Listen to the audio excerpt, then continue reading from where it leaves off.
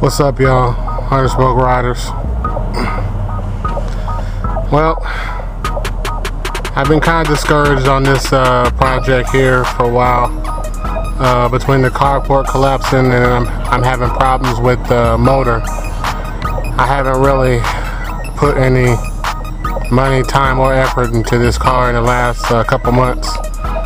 But, you know, sometimes when you get burnt out on a project, you know, you gotta step back and take a break from it.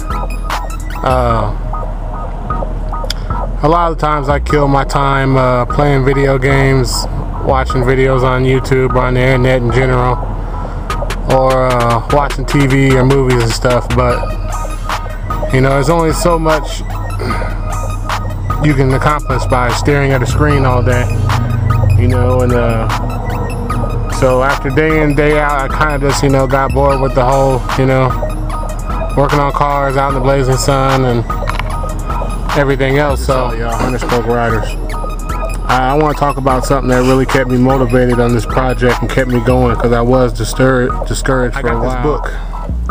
This book is called, by Michael Perry, called Truck, A Love Story. The book is about a guy with a 1951 international pickup truck, old school farm truck, and the guy's from Wisconsin, and basically this is a book about, you know, the love he has for his truck.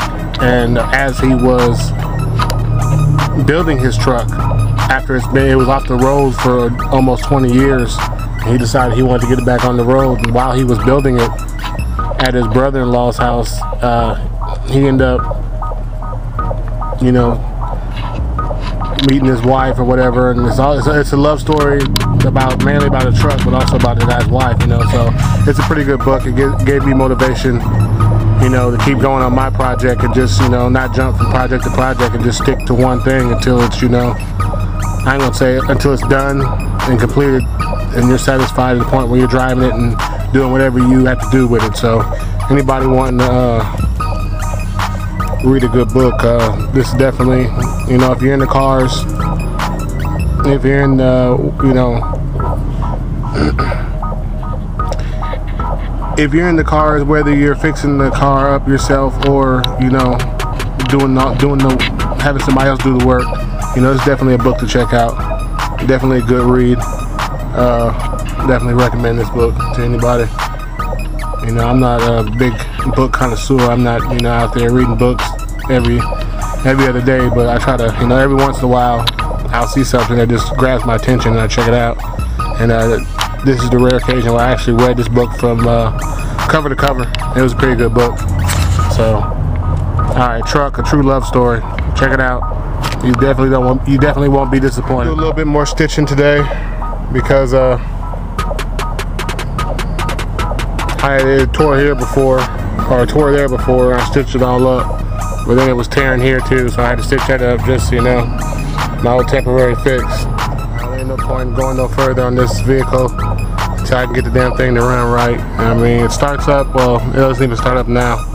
It's at the point now where it was always smoking, and, you know, it just felt like it was in its last leg, and now it's at the point where it won't even start unless I dump gas on the carb. So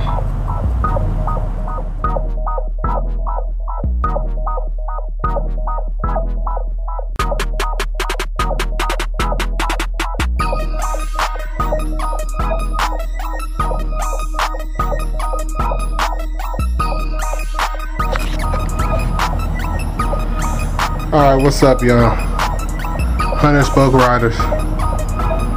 Let me start off by saying I might be 100 Riders, but it's 110 outside today. The sun is out there blazing, but as Cube said, today was a good day. I just picked up my Cutlass from the machine shop. Now, I know I haven't done a video in a while, but there's a reason why I went with the original 305, because I already had a Cutlass with a 350. Now, before I even show you the motor, I gotta say, you know, the colors are a little loud, but you know, I was just experimenting with some stuff while I wasn't. They asked me what color I wanted to paint it. I told them to go ahead and do the green, because I've been torn between green and black. I'm not sure what I'm gonna paint it yet, green or black, but man, here it is, Chevy 305, original motor. They did say they ran the numbers at the machine shop. They ran the numbers and they did say this is the original motor that came with the car. So basically I just took the original 305 and had it rebuilt to stock specs. So everything on the inside is brand new. The heads were the worst. They had to rebuild the heads. They rebuilt the block, painted the block.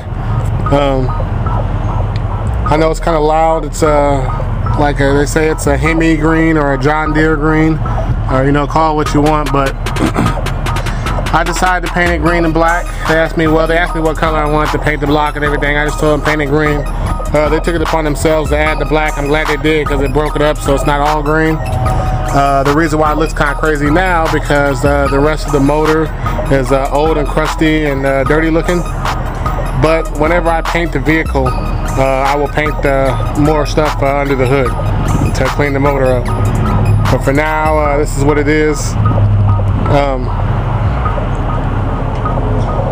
Also, had to have a new radiator put on, because my old radiator it was messed up. It was just clogged up beyond the point of a flush and fill.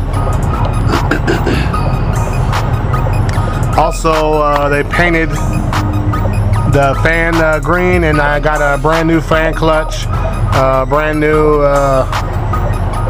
fuel pump, you know, and yeah, this is what it is.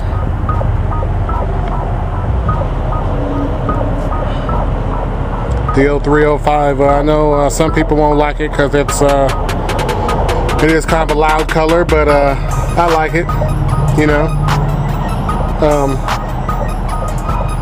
You know, it's a 305. There's no high performance parts put in there. I decided not to go with high performance stuff because you know, I just want to keep it stock, keep it original, you know. But just because I kept it stock don't mean I didn't really want to do it all flat black, you know. If I got a pretty good price to get this motor rebuilt, you know, with the labor and everything. I could have saved a little money by pulling the motor out myself, but that would also require me to buy a cherry picker and the bouncer. Right now my motor stand is holding my frame up, so I would probably have to either buy another motor stand, and you know, it really wasn't worth it for me to buy the cherry picker, buy the extra motor stand, and also sit out in the blazing sun and do this, because now we have no more carport. So I choose to just let the machine shop guys pull the motor out, you know, because even if I would have pulled the motor out, I still had to drop it off to them and have them do the work. So this was like a test right here. I found a pretty good shop, so they'll be the ones that probably do the machine work on my small block 400. And it goes in my drop top Caprice. Yeah, this is it, man. 305.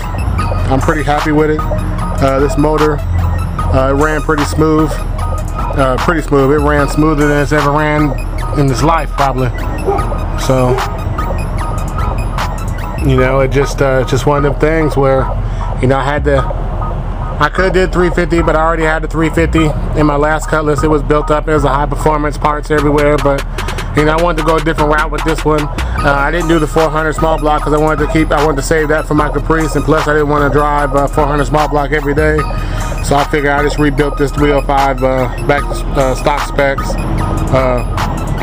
There was no point in me going all out with you know, Edelbrock parts, a bunch of high performance stuff, because I'll do that with the 400. I just wanted this one built back so I could throw some miles on it. I hope to get another 100,000 miles out of this motor. This is it.